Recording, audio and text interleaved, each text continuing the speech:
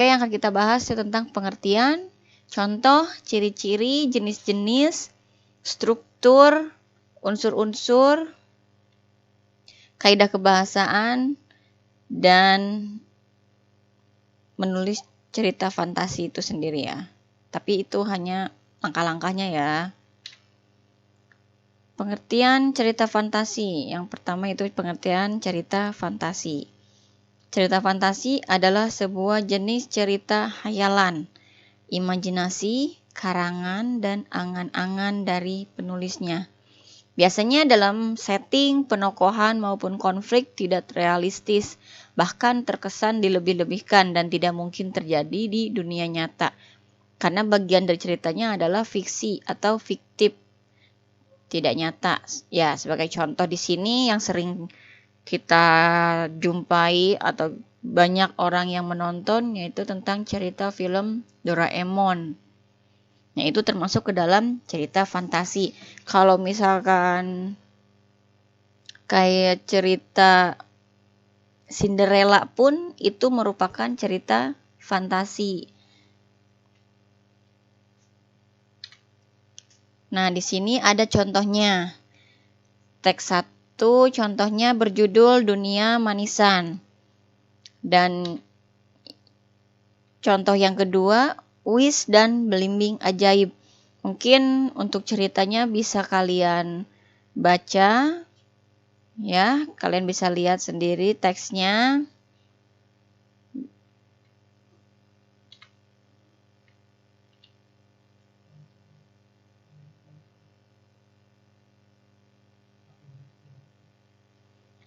Oke, selanjutnya yang ketiga itu ciri-ciri teks fantasi. Di sini ada beberapa ciri-ciri teks fantasi. Yang ke-1, memiliki ide cerita yang tidak dibatasi oleh realita atau kenyataan dunia. Karena ceritanya fantasi, hayalan, berarti sifatnya fiksi atau tidak nyata. Yang kedua, di dalam cerita terdapat keanehan seperti sihir, makhluk ajaib, maupun sesuatu yang misterius. Yang ketiga, penggunaan latar dapat menembus ruang dan waktu.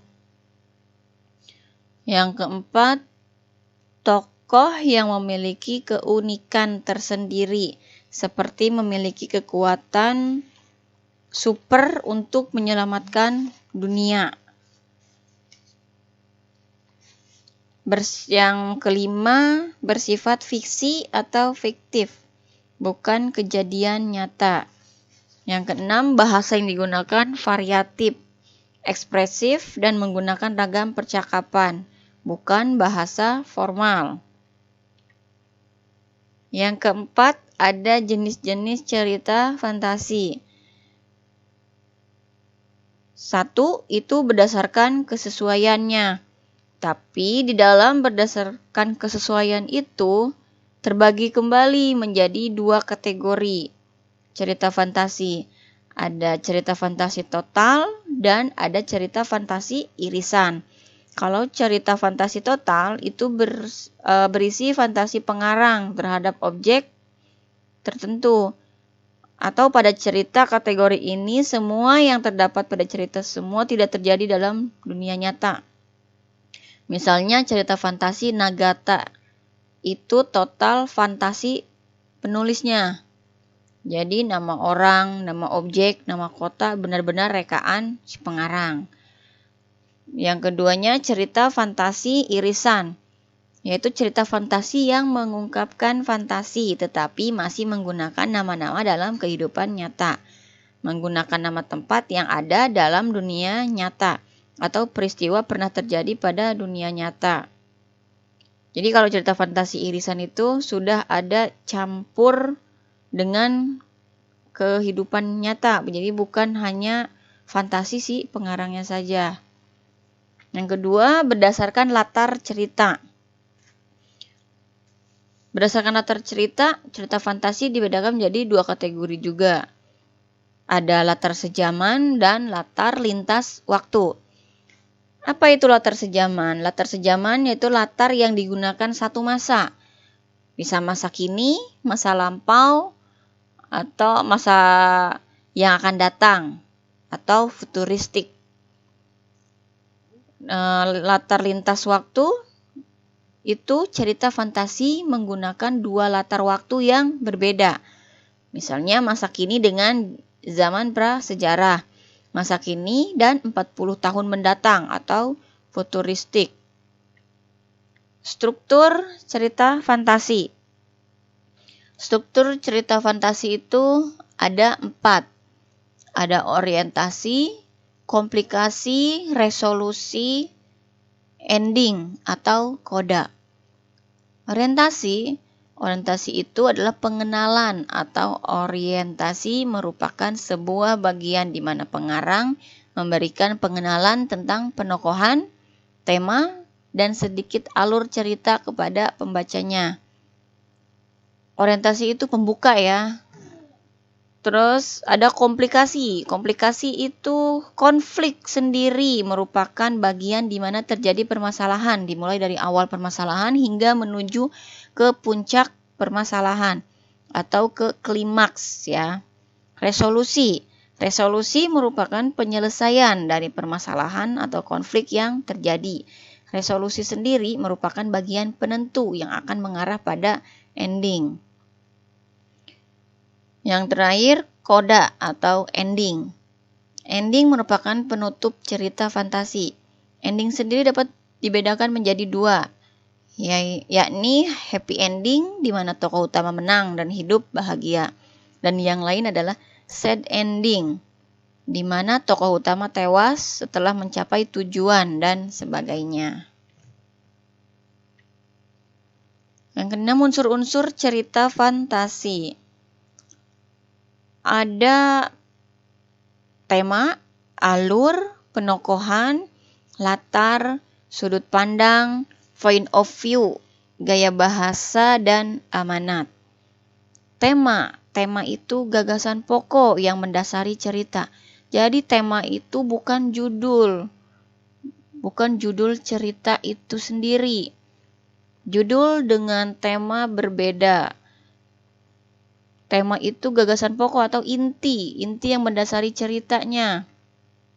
Bisa tentang persahabatan, keluarga, perjuangan, masih banyak lagi ya contohnya untuk tema. Terus alur. Alur itu rangkaian peristiwa dalam cerita yang terbentuk oleh hubungan sebab akibat. Alur di sini ada alur maju, alur mundur, dan alur campuran. Alur maju itu ceritanya lebih ke masa depan, sedangkan alur mundur itu ceritanya ke masa lampau. Kalau alur campuran itu seperti flashback. Jadi dia sudah bercerita ke arah masa depan, kembali lagi ke masa lalu, kembali lagi ke masa depan. Itu merupakan alur campuran. Berikutnya ada penokohan. Penokohan itu cara pengarang dalam menggambarkan karakter tokoh-tokoh cerita. Penokohan itu lebih ke watak.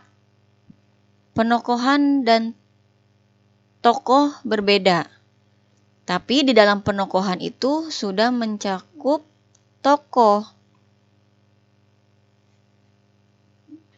Jadi kalau misalkan ada tokoh bernama Rani, nah penokohannya atau wataknya digambarkan. Dia antagonis, protagonis. Seperti itu. Jadi ada tokoh baik dan ada tokoh jahat. Itu untuk penokohan ya. Berikutnya ke latar. Latar itu tempat, waktu, dan suasana yang ada dalam cerita. Tempat di sini bisa di sungai, di pasar, di rumah, di kebun. Nah, itu untuk latar tempat. Kalau waktu di sini Bisa siang hari, sore hari, pagi hari, senja, malam. Nah, itu merupakan waktu. Suasana yang digambarkan dalam cerita. Bisa suasana yang mencekam, suasana yang sunyi, seperti itu. Selanjutnya, sudut pandang atau point of view. Sudut pandang ini adalah posisi pengarang dalam cerita, yaitu sebagai orang pertama biasanya menggunakan aku, atau sebagai orang ketiga biasanya ia atau nama orang. Itu sudut pandang pengarang. Jadi posisi pengarang di dalam cerita itu berperan sebagai siapa? Bisa sebagai orang pertama atau sebagai orang ketiga. Gaya bahasa. Gaya bahasa adalah ciri khas bahasa yang digunakan pengarang dalam karyanya. Yang terakhir, amanat. Amanat itu adalah ajaran moral atau pesan moral yang ingin disampaikan pengarang kepada pembaca melalui karyanya. Yang ketujuh, kaidah kebahasaan cerita fantasi. Di antaranya ada teks cerita fantasi menggunakan sudut pandang penokohan seperti saya, aku, mereka, kami, dan nama orang. Terus ada teks cerita fantasi menggunakan kata sifat dan hasil pengamatan panca indera untuk mendeskripsikan atau menggambarkan tokoh, latar, dan konflik yang ada. Penulis cerita fantasi dapat menghadirkan pilihan kata atau diksi sebagaimana ditemukan pada kaidah kebahasaan teks paragraf deskripsi. Berikutnya, teks cerita fantasi menggunakan kata metafora atau kiasan dan personifikasi atau perumpamaan.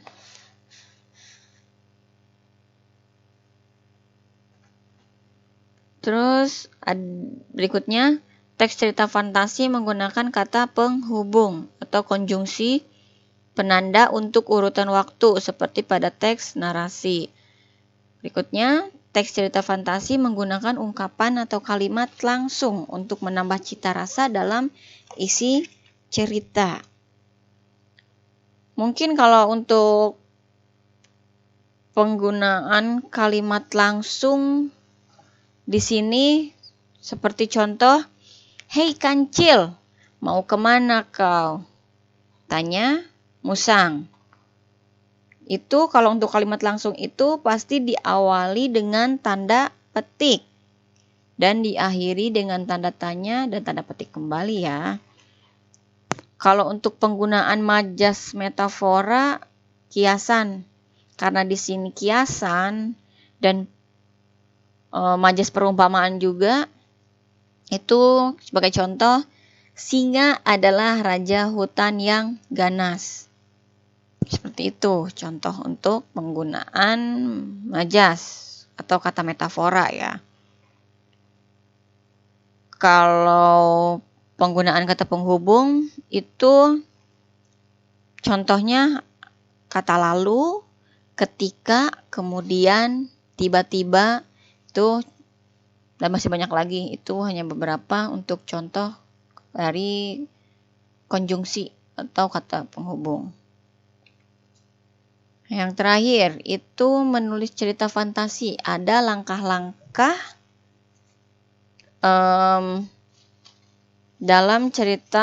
dalam menulis cerita fantasi.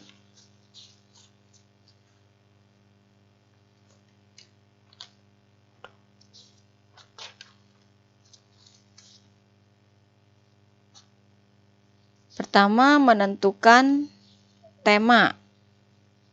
Nah, menentukan tema di sini yaitu sesuatu yang menjiwai sebuah cerita. Kalau tidak ditentukan tema, mungkin cerita tidak bisa dibuat karena tema itu sendiri menjadi dasar dalam bercerita. Ruh sebuah cerita terletak di dalam tema. Dalam menulis cerita, tema harus benar-benar dihayati oleh si penulisnya.